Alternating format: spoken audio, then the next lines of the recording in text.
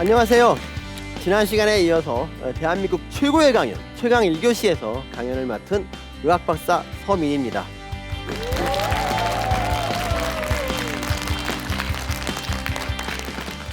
오늘은 제가 의학의 역사에 대해서 좀 말씀을 드릴 텐데요. 이 얘기를 하는 이유는 우리가 의학 발전의 역사를 알아야 노벨상 같은 거에 좀 도전할 수 있다. 우리나라가 노벨 의학상이 하나도 없지 않습니까? 근데 우리도 좀 탔으면 좋겠는데 지금으로는 가망이 없어요. 그래서 여러분들이 오늘 강연을 듣고 제 메시지를 여러 군데 전해야 앞으로 10년 안에 노벨상을 탈 수 있다. 이런 생각 때문에 이 강연을 마련했습니다.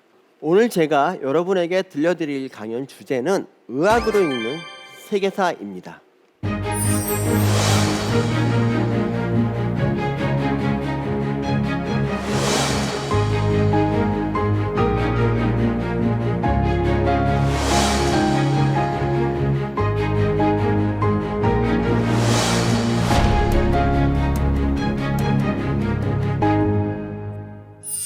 때는 1991년으로 거슬러 올라갑니다.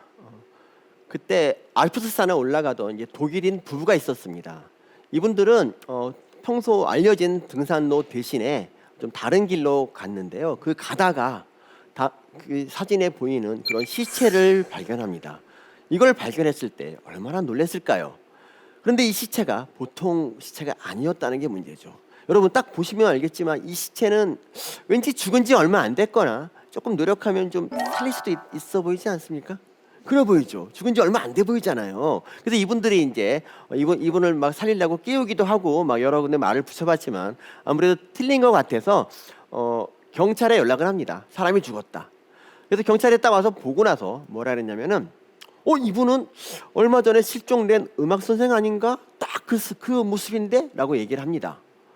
그런데 이분 주위에서 뭐가 발견이 됐냐면 도끼가 발견됐어요. 도끼.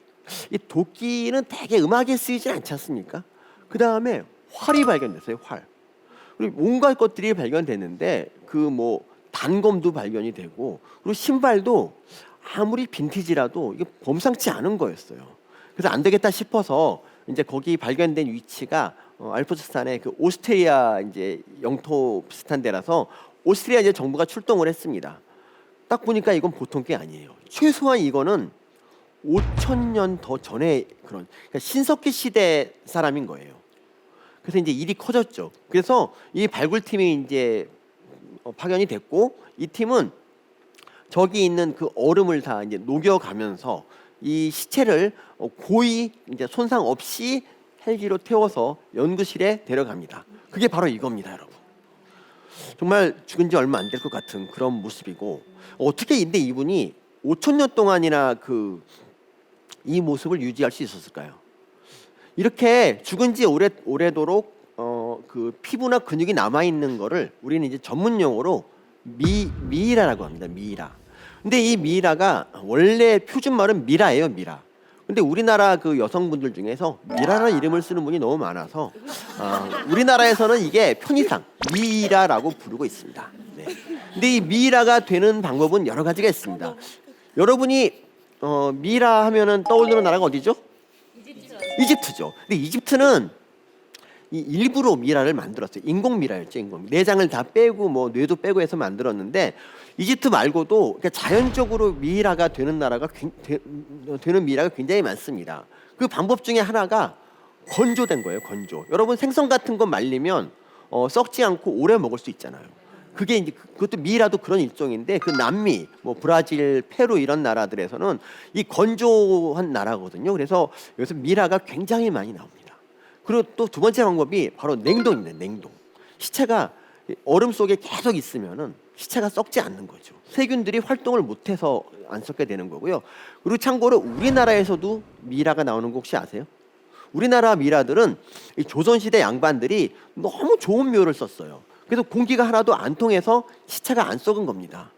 우리나라 미라를 제가 연구를 하고 있고요. 그 미라에서 기생충이 많이 발견된다는 사실. 어쨌든 이런 미라가 발견이 됐습니다. 어쨌든 이 미라는 어쨌든 5,300년 전의 미라고요.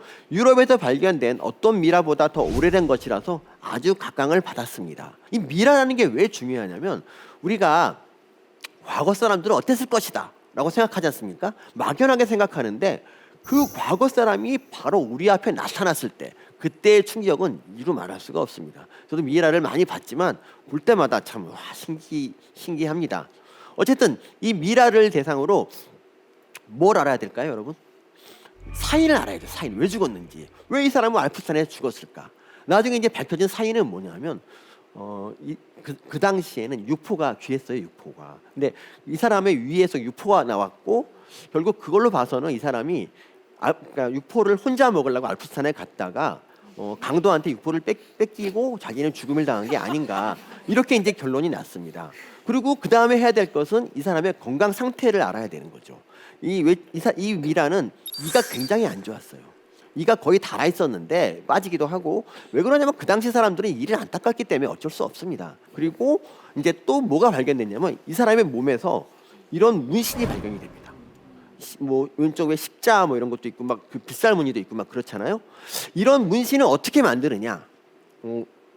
쇠를 달궈서 막 피부를 긁어내고요. 그 자리에 숯가루를 넣은 거예요. 숯가루. 그래서 이런 문신이 된 겁니다. 자, 이 문신은 왜 새겼을까요, 여러분? 혹시 아시는 분 있어요? 이게 뭔가 미래에 뭔가 메시지를 주려고 남겼을 것 같지는 않죠. 나중에 이제 알고 보니까 이분이 갈비뼈가 부러졌는데 이게 좀 잘못 붙었어요. 그래서 이제 숨 쉴 때마다 좀 아프겠다 생각이 좀 들었는데 거기 문신이 있어요.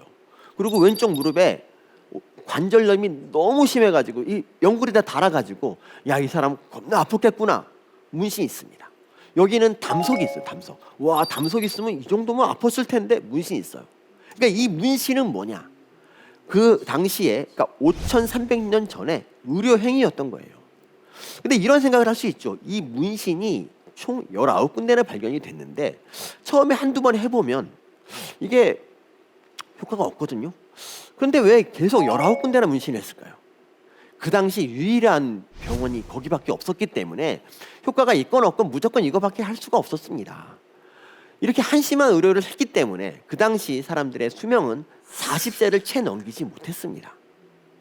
그 뒤로 의학이 이제 계속 발전하면서 인간의 수명이 많이 늘었겠죠. 그렇죠? 뭐 이집트만 해도 의학이 좀 발달해서 여기는 막 과로 의사들이 과로 나눠졌어요. 뭐 부인과, 안과 이런 식으로. 굉장히 의학이 발달했고 히포크라테스, 그리스 더 발전했죠. 그리고 유럽 가면 중세 가면 더 발전했죠. 계속 발전해서 이렇게 발전했을 거라고 여러분 생각하지 않습니까? 근데 그렇지 않더라고요. 우리 인간의 의학은 1880년까지 거의 발전하지 못했습니다. 이거는 1770년 이후에 이 전 세계 사람들의 평균 수명입니다. 보시면 1880년이 될 때까지 어느 나라도 40세를 넘지 못했습니다. 그 당시 조선 왕들 있지 않습니까? 조선 왕들도 거의 평균 수명이 45세밖에 안 됐습니다. 조선 왕은요 남들보다 훨씬 잘 먹었어요. 그리고 의사들이 막 왕의 변도 먹어가면서 건강을 체크했지 않습니까? 그런데도 45살밖에 못 살았다는 거는 일반 서민들은 그보다 훨씬 못 살았다는 얘기입니다. 그 당시에 이례적으로 오래 산 분들이 있었는데 누굴까요, 여러분? 영조. 네. 영조. 그러니까 그 왕을 제외하고 그 직업별로 따졌을 때 제일 오래 사는 사람이 있어요.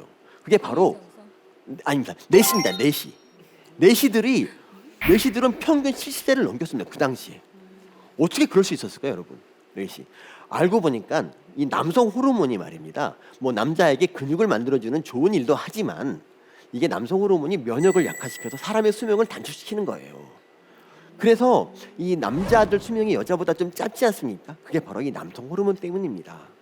그래서 이제 여기서 이 말을 듣고 잘라야 되나 이 생각하시고 이제 행동 엉덩이 옮기시는 분이 계실까봐 말씀드리는데 이거는 사춘기 전에 해야 효과가 있습니다. 그래서 지금 하면 효과가 없으시니까 지금은 다른 방법으로 수명 강화에 힘쓰셔야 됩니다. 어쨌든 좋습니다. 의학이 계속 발전했는데 왜 그러면 1880년까지 사람 수명은 그대로였을까? 이건 치료적인 면에서 아무런 발전이 없었기 때문입니다. 그 이유는 원인을 몰라서예요. 그러니까 이 병의 원인을 알아야 고치는데 원인을 모르면 고칠 수가 없죠. 자, 그 유럽 의학에서 가장 유명한 사람이 누군지 아세요? 우리는 히포크라테스를 이제 많이 알죠. 그분이 이제 의학의 아버지라 그러는데 사실 이 더 유명한 사람이 이 갈렌이라는 사람입니다. 갈렌. 이 갈렌이라는 사람은 가장 많이 인용되고 그리고 아주 유명한 사람인데 이 갈렌이 좀 많은 책도 쓰고 그리고 많은 학설을 발표했어요. 정말 훌륭한 분이 맞는데 이분의 단점은 뭐냐? 이분이 한 말 중에 맞는 말이 거의 없어요. 그런데도 이분의 학설이 거의 1800년대까지 이 세상을 지배했습니다.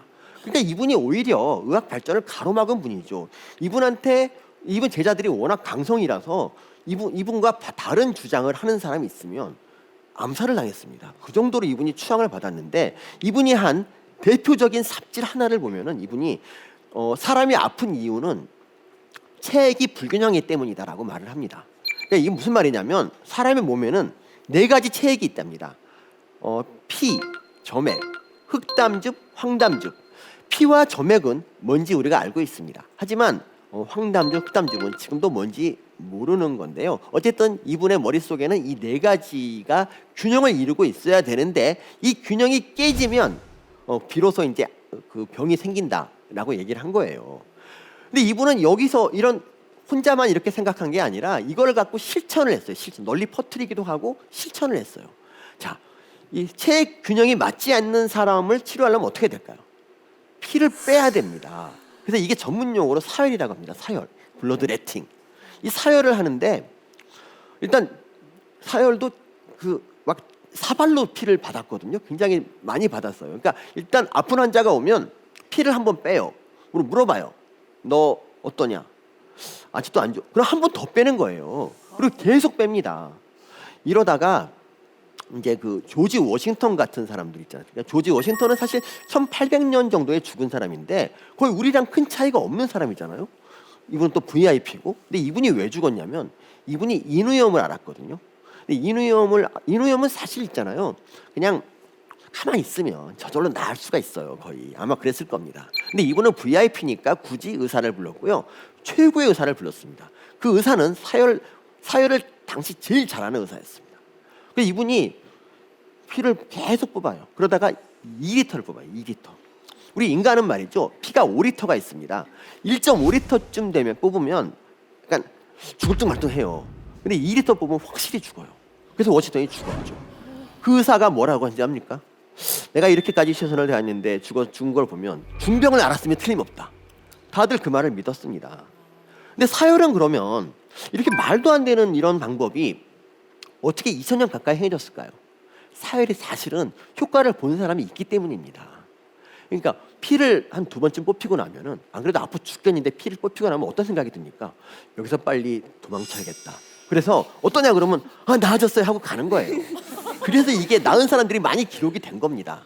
뭐 또 하나는 플라시보 효과도 있다고 하는데 어쨌든 그 당시는 사열이 이렇게 많이 행해졌습니다. 자, 이 사람이 2번째로 한 삽질은 뭐냐? 바로 미야지마설입니다. 미야지마는 나쁜 공기란 뜻입니다. 이 미야지마설이 뭐냐면 어떤 마을에 전염병이 돌아요. 거기 사람들이 다 죽었어요. 근데 그럼 생각을 해보죠. 아니 어떻게 이 사람들이 동시에 체액 불균형이 올 수 있을까? 이건 아니야. 뭔가 있어 하면서 아주 쉽게 생각해서 이거 나쁜 공기가 들어간 거야. 이렇게 생각한 겁니다. 나쁜 공기가 마을을 덮쳐도 다 전염병이 돈 거라고 생각을 합니다. 의학 발전이 참 어려웠던 이유가 여기에 대해서 반대되는 의견을 내면 정말 아무도 안 믿어주고 진짜 죽을 수가 있었다는 거죠.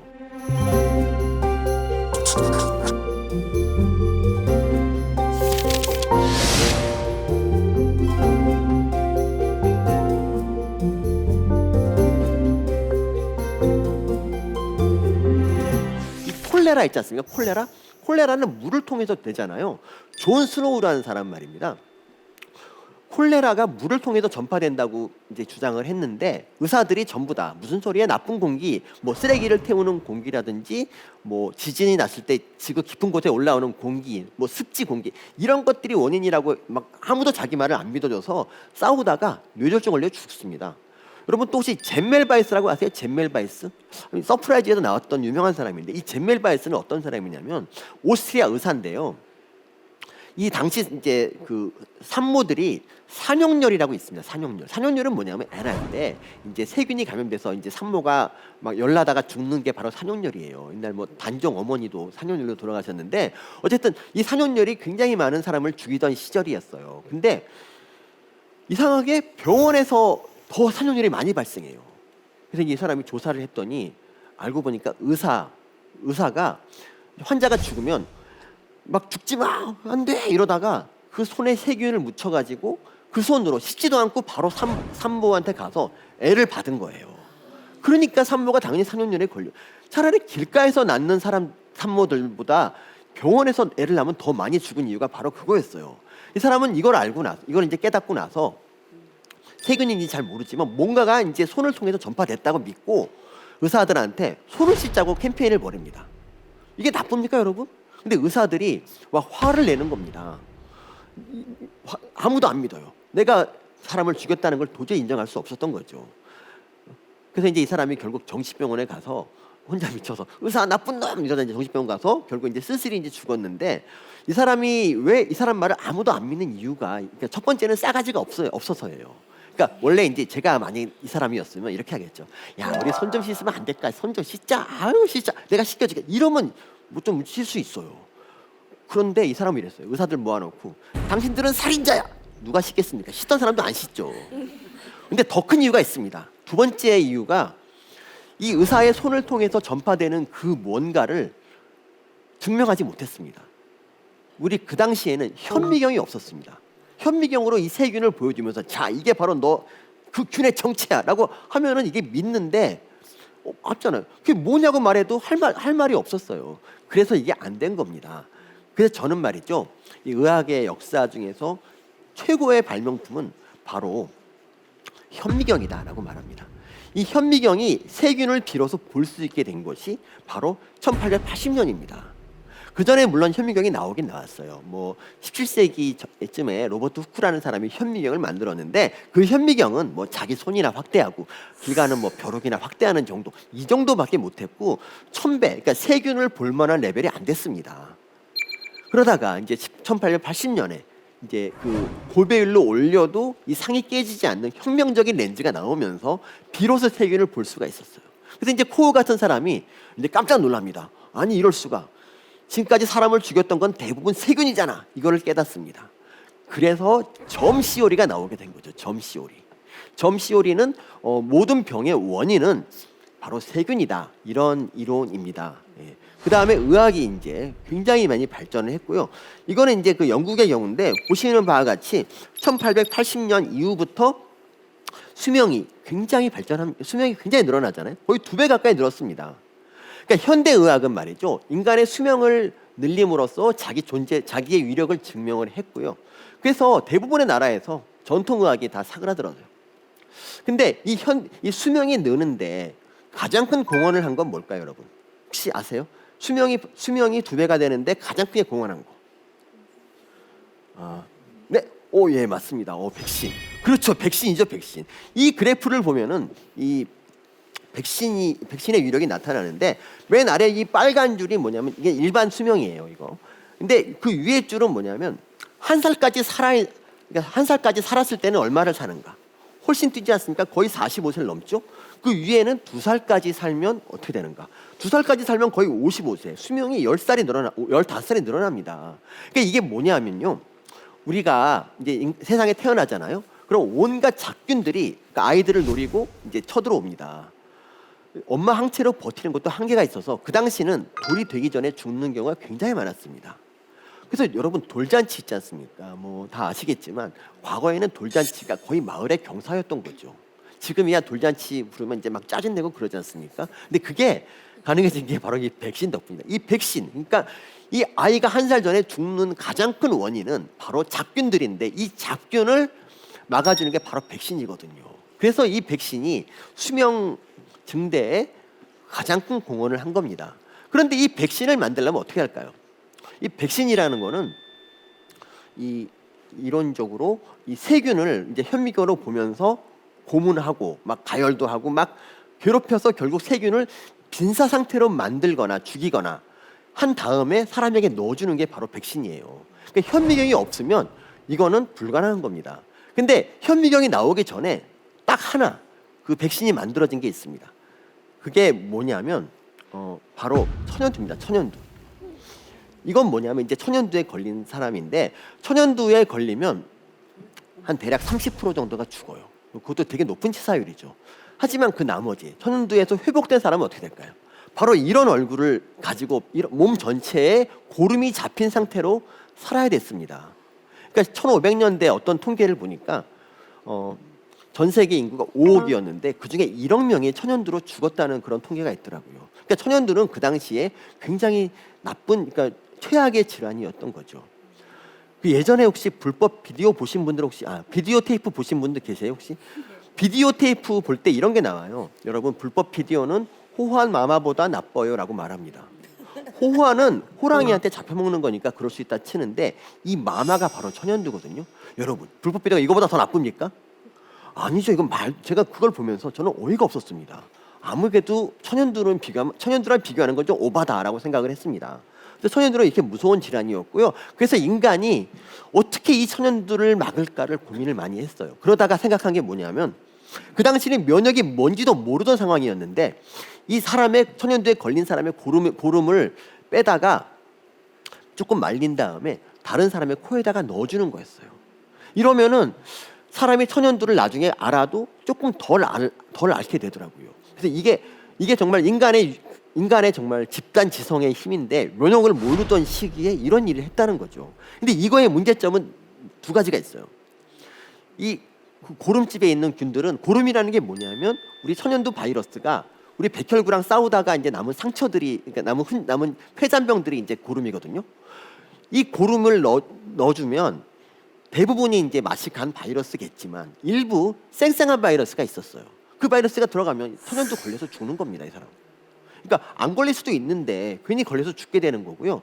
또 두 번째로 안 좋은 점은 이게 이제 이렇게 불나고 하다가 자기가 마시는 경우가 있었어요. 그래서 이 사람이 걸리는 수도 있었기 때문에 나중에 이제 이거를 진 걸로 쓰다가 나중에 이제 어떻게 됐냐면 결국에는 제너라는 사람, 유명한 에드워드 제너라는 사람이 결국 천연두 백신을 갖다 대중화시키죠.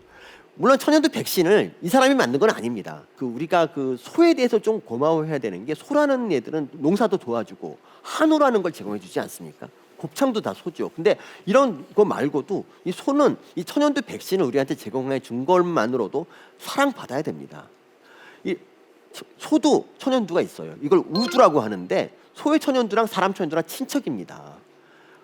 그래서 소의 천연두에 걸린 사람은 소 거니까 아무래도 상처가, 고름이 좀 덜 잡히겠죠. 그냥 손등이나 이런 데 간단하게 몇 개만 고름집이 잡히고 말아요. 그리고 나서 이게 천연두가 유행을 해도 안 걸리는 겁니다. 나중에 이제 제너가 그 소문을 듣고 이게 진짜인지 지금 테스트하는 장면인데, 이 테스트하는 이 아이가 핍스라는 사람인데, 이 핍스는 제너 아들이 아니라 하인의 아들입니다. 전형적인 갑질이죠. 근데 그 당시는 그런 윤리가 없었기 때문에 너그럽게 넘어가 주고요. 어쨌든 이 핍스가 이 백신을 맞고, 그러니까 소의 천연두를 맞고 나서 이제 천연두 몇 번이 유행했어도 전혀 끄떡 안 나는 걸 보고 이 제너는 이게 맞구나 싶어가지고 이 천연두를 대중화시키고 영국 정부한테 이제 싸워가면서 결국 천연두 백신을 의무적으로 맞도록 합니다. 그래서 이제 1980년 천연두가 지구상에서 이제 사라지게 되는 겁니다. 그래서 이제 제너가 되게 위대한 점이라는 게, 그냥 자기 혼자만 알고 자기 가족들만 맞출 수도 있는데 이렇게 대중화시키려고 노력했다는 것 자체가 이미 훌륭하다고 할 수 있고요. 그래서 이제 그 다음에 현미경이 만들어졌습니다. 지금까지 현미경 전까지 딱 한 개밖에 못 만들었던 이 백신이 현미경이 만들어지고 나서는 아주 우후죽순으로 만들어집니다. 여기 계신 여러분들은 거의 대부분 이 국가가 시행하는 이 백신들을 다 맞고 이 자리에 계신 거죠. 그렇죠? 예, 그렇습니다. 그래서 지금은 한 살 전에 죽는 사람이 거의 없습니다. 백일잔치 돌잔치는 그냥 누구나 그냥 하는 것이고요. 그래서 이제 오라면 짜증이 나는 게 이유가 바로 어차피 너만 했냐 나도 했는데 이렇게 되는 게 바로 이 백신 덕분입니다. 우리나라가 예전에 정말 백신을 굉장히 철저하게 했고요. 이 백신을 안 맞으면 학교 입학이 안 될 정도로 되게 열심히 백신을 했죠. 그 이쯤 되면 말이죠. 이 현대의학의 1등 공신이 백신에 대해서 좀 찬양을 해야 되지 않습니까? 백신 만세 외쳐야 되는데 정말 놀랍게도 백신 음모론이 퍼집니다. 이게 왜 퍼진지 아십니까? 처음에 이게 영국에서 나온 건데 1998년에 영국에 어떤 소아과 의사가 있었어요. 웨이크필드라는 소아과 의사가 있었는데 그 의사가 홍역 백신을 맞으면 자폐증에 걸린다라는 논문을 쓴 거예요. 논문을 써서 발표를 해요. 근데 세상이 뒤집어졌죠. 이게 진짠가? 근데 이거는 사기였어요. 사기. 뭐냐하면 홍역 백신은 돌 지나서 맞는데 자폐증이라는 거에 증상이 나타나는 것도 약간 그 즈음이에요. 근데 어떤 아이의 부모가 홍역 백신 맞고 3일 후에 자폐증 증상이 나타납니다. 그래서 그 부모는 분명히 이거는 홍역 백신 때문이라고 생각을 하고 5억 원을 주면서 이 의사한테 증거를 좀 만들어달라, 논문을 써달라고 얘기를 합니다. 그래서 그 조작을 해가지고 논문을 쓴 거예요. 나중에 이제 이게 밝혀지고 나서 웨이크필드는 의사 면허가 박탈이 됩니다. 그 논문도 당연히 취소됐죠. 어떻게 보면 해프닝입니다. 해프닝. 아직 자폐증의 원인은 이제 밝혀지지 않았지만 어쨌든 이렇게 해프닝으로 끝날 뻔했는데 사람들이 그렇게 해서 믿지 않는 거예요. 이 웨이크필드는 거대 백신 회사와 싸우는 그런 투사가 된 거예요. 갑자기 거의 희생양. 그래서 사람들이 웨이크필드를 지지하기 시작했고 백신 반대 운동이 일어난 거죠. 그래서 사람들이 예전에는 백신을 내 아이가 건강해지는 거구나라고 생각하고 맞았는데 지금은 이제 백신을 맞아야 될까라고 생각을 하는 거죠. 그래서 어떻게 됐을까요? 영국에 홍역이 거의 없다시피 하던 그 홍역이 갑자기 이제 98년 이후에 늘어나기 시작합니다. 그리고 이게 전 세계로 이제 퍼져서 이 백신 반대 운동이 우리나라도 당연히 상륙했고요. 그러니까 2019년 초에도 우리나라 그 부모들이 이제 아이 그 홍역 때문에 되게 발을 동동 굴렀던 적이 있습니다. 어쨌든 이런 백신 음모론이 이제 좀 문제가 되는데 이게 왜 생겼냐? 이 백신 음모론이 먹혀 들어갈 수 있는 이유가 뭐냐면 이런 거예요. 제가 이제 이거는 제 경험인데 제가 한 4년쯤 전에 독감 백신을 맞았어요. 지나가다가 그냥 백신 논단에서 그래 한번 맞을까 하고 처음으로 맞았는데 제가 이렇게 백신을 맞으면은 최소한 이건 좀 악마적인 생각인데 그 주위 사람 한 명 정도는 독감에 좀 걸려서 백신 맞을 걸 그랬다라고 후회하는 그런 걸 좀 들어야 다행이다라는 생각이 좀 들잖아요. 근데 아무도 그런 사람이 없더라고요. 그리고 오히려 제가 독감 백신 맞고 감기에 2번 걸렸어요. 저는 물론 독감과 감기는 다른 거라는 걸 알고 있음에도 불구하고 화가 나는 거예요. 그다음부터 백신 안 맞잖아요. 독감 백신 안 맞는데 그러니까 이렇게 평화시, 그러니까 그 대규모 감염이 덮칠 때가 아닌 평화시에는 백신의 필요가 없어 보이는 거죠. 아니 요새 홍역 뭐가 있다고 해서 홍역 백신을 맞아라고 생각할 수 있는 거죠. 근데 이것도 아주 대규모 그러니까 선전하는 위험 앞에서는 이 음모론도 아무 소용이 없습니다. 2009년에 신종플루 사태 기억나시죠? 그때 사실은 그게 그렇게 큰 건 아니었는데 그 당시는 되게 크다고 생각해서 사람들이 앞두터서 진짜 백신을 맞겠다고 했는데 백신이 귀했습니다. 그 당시에. 그래서 어떤 일이 있었냐면은 어린 아이들을 가진 부모들하고 나이가 든 노인들하고 서로 싸웠어요. 왜냐하면 그 면역이 약한 사람이 더 신종플루 많이 걸리니까 서로 먼저 맞겠다고 싸운 거죠. 그때 이제 어떤 아이가 이제 네이버에 올린 글이 생각이 나는데 숙제인데 도와주세요. 노인과 학생 누가 먼저 맞아야 되죠? 그랬더니 어떤 애가 답변을 합니다. 그 학생이 먼저입니다. 노인은 어차피 곧 있으면 죽을 것이고 학생은 나중에 커서 훌륭한 사람이 되지 않겠습니까? 라고 어떤 분이 이렇게 글을 썼어요. 그랬더니 밑에 어떤 분이 댓글을 달아요. 너희 집엔 부모도 없냐 이 불효자식아. 너희 부모가 신종플루 걸려주면 좋겠. 막 이렇게 싸움이 날 정도로. 그러니까 그러니까 현존하는 위험 앞에서는 이 백신의 그런 음모론 이런 거는 다 소용없는 거죠. 2019년도 마찬가지입니다. 홍역이 유행하니까 이 홍역은 지나서 백신을 맞아야 되잖아요. 근데 우리 아이가 돌이 안 됐는데 어떡하느냐. 백신이 어떻게 가속 백신이라고 돌 전에 맞는 걸 맞아야 되냐. 막 이렇게 엄마들이 발을 동동 굴렀던 적이 있습니다. 백신 음모론은 좋아진 세상에서 나오는 한가한 소리다라는 게 이제 제 주장이고요. 그래서 여러분이 뭐 새로 나오는 너무 그런 백신 너무 그러니까 뭐 기본 접종은 다 해야 되고 새로 나오는 비싼 백신들은 뭐 선택이긴 하지만 기본 접종은 꼭 맞아야 된다는 거 말씀드리고요. 자, 두 번째, 현대의학이 수명을 늘린 두 번째 비결이 바로 항생제입니다. 항생제. 자, 이 사진을 보고 여러분 뭘 느끼십니까? 혹시 에로틱하다고 느끼신다면 바로 정답입니다, 여러분. 뭔지 아름다워 보이지 않습니까? 장미가시에 찔린 손가락. 그렇지 않습니까? 근데 우리가 이거를 에로틱하다고 느낄 수 있는 거는 항생제가 있기 때문이죠. 지금부터 100년 전만 해도요, 항생제가 이 세상에 없었습니다. 그 당시 사람들은 말이죠, 장미가시에 찔렸다? 그럼 이렇게 되는 거예요. 아버지가 자식들을 다 모읍니다. 내가 오다가 장미가시에 찔렸다. 아이고 아버지 어떻게 다 이렇게 미안하다. 말은 너 가지고 손은 너 이게 유산 정리를 할 정도였습니다. 그 당시에는 이 가시에 찔리는 건 정말 치명적인 위험이었다는 거죠. 그렇죠? 근데 세균하고 싸울 무기가 없었고 이 틈으로 세균이 들어오면 어떻게 합니까? 말릴 방법이 없죠. 그러다가 이제 플레밍이 그 위대한 페니실린을 만듭니다. 이 사람이 만든 건 아니고 이 사람이 그래도 어쨌든 발견한 건 맞아요. 이 사람이 어떻게 페니실린을 발견했냐면 세균을 키우다 말고 2, 3주 동안 바캉스를 이제 갔다 오거든요. 그러다가 다시 와 보니까 이제 그 자기가 뚜껑 열어놓고 간 접시에 곰팡이가 이렇게 들어 앉았죠. 저 위에 있는 하얀 커다란 게 곰팡이에요. 보통 사람 같으면, 그러니까 저 같았으면 이거 보고 아씨 곰팡이 쓸었네 하고 버렸을 텐데 이 플레밍은 그런 사람이 아니었습니다. 아니 왜 세균들이 다 밑으로 밑으로 도망가 있을까? 이 곰팡이가 뭔가를 내는 거 아닌가? 이런 생각을 합니다. 그래서 그거를 논문으로 쓰고 야 곰팡이에 뭐 있는데 나는 안 찾을 거니까 니네 찾아봐라. 이런 논문을 써요. 그 나중에 10년 뒤에 체인과 플로리가 이 논문을 보고 페니실린을 만들죠. 그분들은 페니실린 만들려고 진짜 몇 년 동안 고생해서 만들었는데 플레밍이 한 거는 그냥 야 이거 뭐 있어 바캉스 갔다 온 게 다잖아요.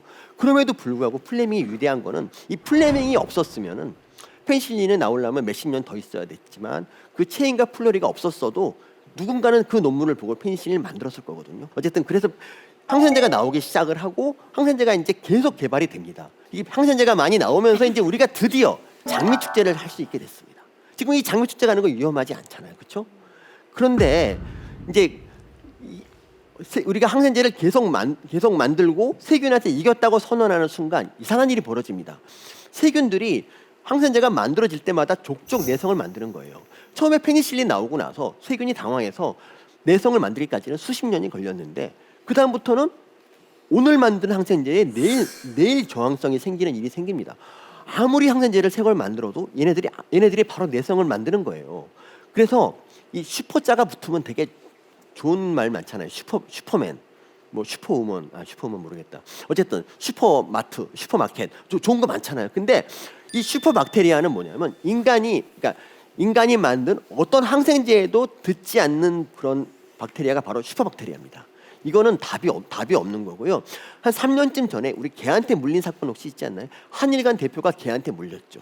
그래서 이제 그분이 돌아가셨는데 개한테 물려서 돌아가신 건 아니고 사실은 그 슈퍼박테리아에 걸려서 돌아가신 거예요. 사실은 개가 물어 죽인 건 아니고 물론 이제 개한테 책임이 있지만 그러니까 예전과 달리 우리가 이제 장미 축제를 마냥 해야 될 것이니까 의문이 생기지 않습니까, 여러분? 그렇죠? 왜냐하면 이게 이상하게 그 안 되는 세균이 들어오면 우리가 죽을 수가 있으니까 그렇지 않습니까? 그래서 특히 우리나라가 세균 항생제 내성이 제일 높은 나라입니다. 이 비결이 뭘까요? 우리는 말이죠. 감기에 걸리면 어떡합니까? 감기 걸리면 이제 우리는 병원에 가죠. 원래 감기 걸리면 제일 이제 필요한 게 뭐냐면 그냥 집에서 한 3일 정도 그냥 푹 쉬면서 귤이나 좀 까먹고 이러는 게 제일 좋은 방법이에요. 어차피 감기는 바이러스고 바이러스에는 항생제가 필요가 없어요. 근데 우리는 항생제 의사를 찾아가서 항생제 주사를 놔달라고 하고 그리고 감기약도 좀 센 거를 달라고 하지 않습니까? 저도 그렇게 하는데 우리나라가 그 OECD 국가 중에서 항생제를 제일 많이 처방하는 나라입니다. 그래서 우리가 이제 다른 나라보다 더 항생제에 취약하고 장미 축제가 제일 먼저 중단될 나라가 어딜까? 답은 우리나라입니다.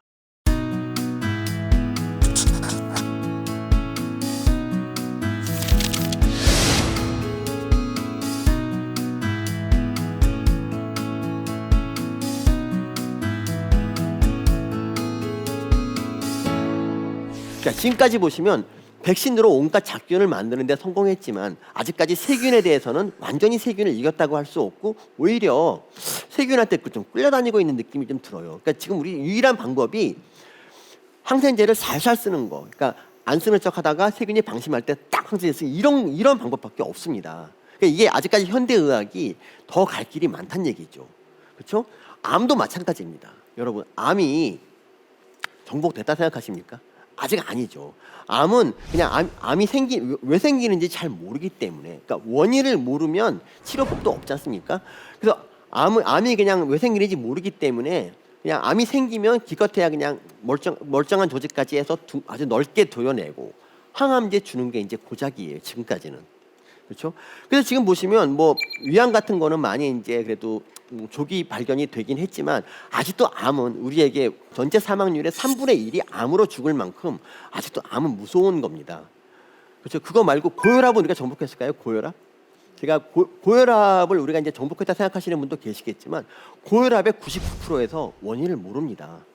그래서 왜 고혈압 약을 매일 먹어야 되는 줄 아세요? 원인을 알면 그 원인을 제거할 텐데 원인을 모르기 때문에, 하지만 혈압이 높은 건 안 좋으니까 강제로 혈압을 낮추는 약을 주는 거예요. 근데 오늘만 낮추면 안 되니까 내일도 맞추고 계속 주는 거예요. 그래서 전 국민의 10%가 고혈압 약을 매일 먹고 있고요. 저도 그 중에 하나입니다. 어쨌든 그래요. 그러니까 현대의학이 많이 성장했지만 인간의 질병 중에서 현대의학에 자신 있게 고친다라고 할 수 있는 거는 20%밖에 안 됩니다. 아직도 발전할 여지가 많이 남아 있고요. 근데 문제는 뭐냐면 그 나머지 80%, 그 현대의학이 해결 못하는 거기를 누가 뚫고 오느냐? 바로 사이비의학이 뚫고 오는 거예요. 사이비의학이 어떤 건지 잠깐만 예를 들어볼게요. 사이비의학. 제가 예전에 이제 비타민에 나간 적 있거든요. 비타민 나가서 한번 벌쓴 적이 있는데 통편집되고요. 그런 일이 있었는데 그때 제가 뭐라 그랬냐면, 저는 원래 방송 가면은 말을 안 합니다. 이 방송 욕심 있는 분들이 너무 많아가지고 그분들 보면서 뭐 와, 이런 말 진짜 많네 이런 생각만 하다가 말을 안 하는데, 그때 이제 제가 딱 한마디 뭐라 그랬냐면은 주제가 비타민이었거든요. 제가 비타민에 얽힌 사연을 제가 얘기를 했어요. 뭐냐면 저희 집 강아지 6마리 중에서 이제 오른쪽에 있는 그 하얀 강아지 있지 않습니까? 얘는 펫샵에서 데려왔어요. 나머지는 다 혈통이 좀 좋은 애들인데 얘는 좀 일이 있어서 급히 얘를 데려왔어요. 근데 얘가 이제 펫샵에서 딱 얘를 봤을 때 입을 야무지게 다물고 저를 째려보는 모습이 너무 귀여워서 얘를 데려왔는데 집에 와서 얘가 입을 딱 열었는데 보니까 혀가 삐뚤어졌더라고요. 이렇게. 그러니까 턱관절이 별로 안 좋아서 침도 많이 흘려요. 또 인간성이라도 좋아야 되는데 성격도 안 좋아 얘가. 근데 더 안 좋은 거는 뭐냐면 얘가 털이 좀 좋지 않아요. 딴 애들은 털이 빌로드 같은데 얘는 털이 왜 이렇게 좀 잘 부서지는 털이고 좀 푸석푸석 털이 잘 빠져. 그러니까 아내가 털을 아무리 치워도 털이 끝없이 나오고, 우리는 그때 밥 먹다가 털이 먹는 거는 일도 아니었습니다. 근데 이제 아내가 이제 고민을 하다가 뭘 했냐면은 그 오메가3라고 있지 않습니까? 오메가3를 먹이기 시작합니다. 근데 그걸 먹이면서 저는 이제 의대 나온 사람의 특징은 비타민 이런 걸 안 믿어요, 잘. 저도 야 그게 되겠냐 했는데 오메가3 먹자마자 한 3개월도 안 돼서 드라마틱하게 효과가 나타나는 거예요. 얘가 털이 안 빠지는 건 둘째치고 윤기가 막 흘러요. 빌로우드처럼 되는 거예요, 털이. 전 충격을 받았습니다. 그래서 제가 이런 말을 합니다. 오메가3 그건 나도 좀 먹으면 안 될까? 이렇게 말합니다. 근데 제가 평생 처음으로 2년 동안 오메가3를 비타민을 먹습니다. 근데 저는 개가 아니기 때문에 털이 뭐 윤기가 나거나 이런 건 잘 못 느꼈습니다. 그래서 이제 어떻게 했냐면 그냥 2년 먹다가 효과도 없는데 그냥 그만두자고 이제 때려쳤거든요. 근데 그러다가 좀 있다가 이제 건강 검진을 받았거든요. 근데 건강 검진을 받았는데 제가 놀라운 걸 발견을 합니다. 저희 단대병원에서 잰 건데 키가 1.3cm 컸습니다. 이 나이에. 놀랍지 않습니까? 저는 제가 이동안 한 거라고는 2년간 오메가3 먹은 것밖에 없잖아요. 근데 제가 이런 말을 한 겁니다. 오메가3 먹으면 키 큽니다, 여러분. 이런 말을 했어요. 근데 이게 왜 나쁜 말인지, 왜 이게 통편집된 줄 아십니까?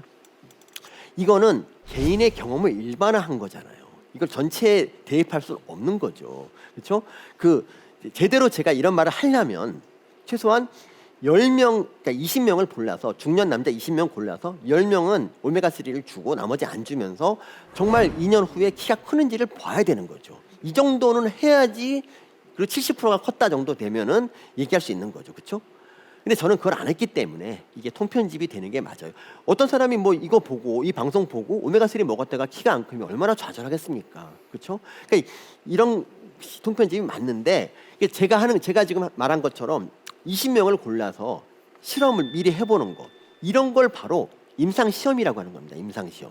이걸 임상시험이라고 하고, 이 민간요법과 현대의학의 차이점은 바로 이 임상시험에 있습니다. 임상시험을 해서 식약처 승인을 받은 거, 이것은 현대의학에 포함이 되는 겁니다. 뭐 나무 껍질 같은 게 나무 껍질에서 항암 요소가 있다, 이것도 임상시험에서 효과 있으면 당연히 항암제로 쓰는 거죠.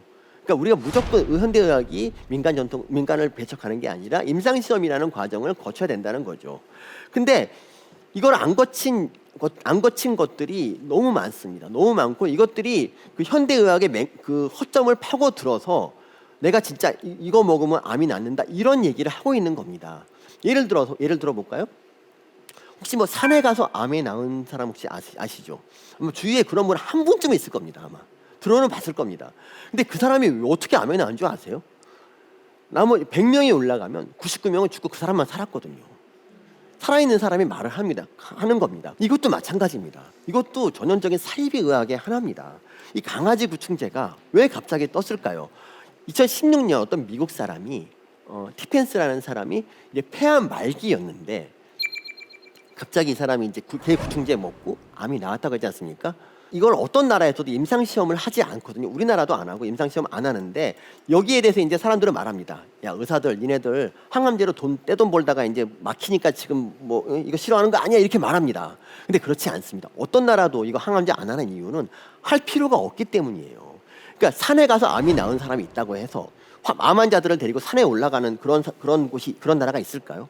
그게 말이 안 되지 않습니까? 그러니까 이 강아지 구충제는 임상시험을 거치지 않았기 때문에 이거는 사입이고, 그리고 이걸 의사들이 말리는 이유는 정말 제때 치료를 받고 수술을 받으면 그 암이 나을 수 있는 사람이 이 강아지 구충제 먹느라고 정말 골든타임을 놓칠까봐, 그런 걱정 때문에 이거를 우려하는 겁니다. 그리고 그 사람 이후에 많은 말기암 환자가 이 개 구충제를 먹었는데 그 뒤에 살아난 사람이 단 한 명도 없습니다. 안타깝게도. 그렇고요. 어쨌든 지금까지 보시면 현대의학은 굉장히 불안전하고 아직도 갈 길이 멀어요. 그리고 이 불안전한 거를 채우는 방법 중에 제일 좋은 게 바로 도전이죠. 도전. 의학연구에 누군가 뛰어들어야 되죠.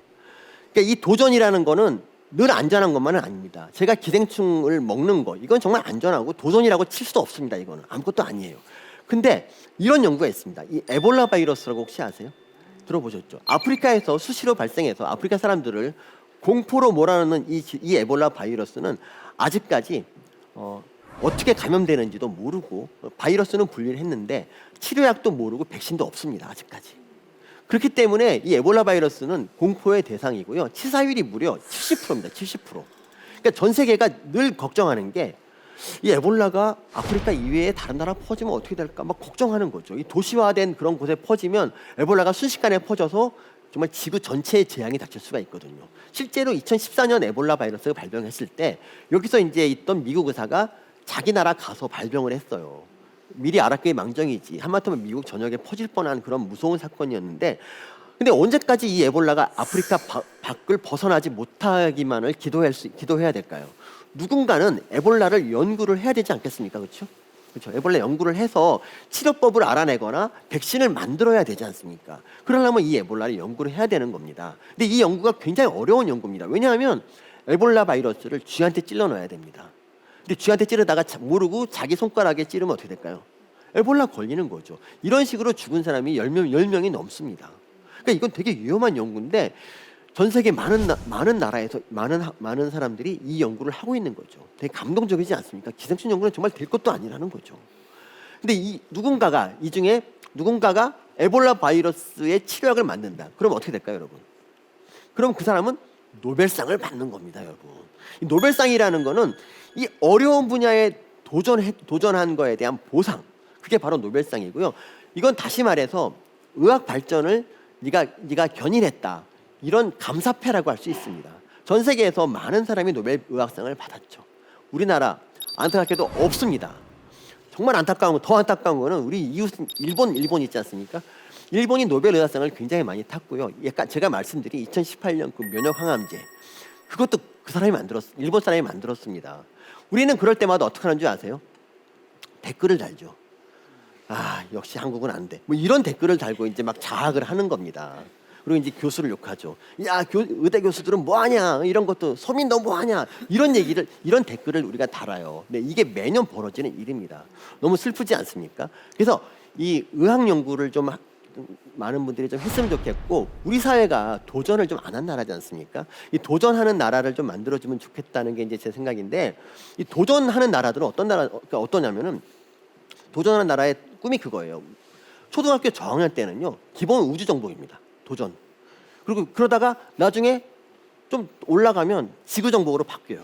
그러다 나중에 이제 도시 정복으로 가다가 결국 내 집 마련이 되는데 이게 꿈은 현실과 타협하니까 작아지잖아요. 근데 그중에 일부는 말이죠. 우주 정복의 꿈을 가지고 끝까지 간직하다가 결국 우주를 정복하려고 합니다. 그래서 어릴 때 꿈이 커야 되는데 우리나라 사람들, 우리나라 젊은 학생들 정말 꿈이 너무 작은 것 같습니다. 이게 다 돈 되는 일만 하지 않습니까? 운동선수, 교사, 의사 다들 그러니까 우리나라 아이들의 꿈은 어릴 때부터 먹고 사는 거예요. 도전 이런 거 전혀 없습니다. 그래서 저는 이게 너무 안타깝다는 거고요. 물론 이게 얘네들만의 책임은 아닙니다. 이거를 제대로 도전하는 분위기를 만들지 못한 기성세대들도 책임이 많이 있고요. 어쨌든 그래서 여기 계신 분들 혹시 젊으신 분들은 내가 나중에 도전을 하겠다 이런 생각을 좀 가져주시고 기성세대 분들은 좀 우리 젊은이들이 좀 도전하게 하려면 어떻게 해야 되는지를 좀 그 분위기를 만들어 주시면 좋겠습니다.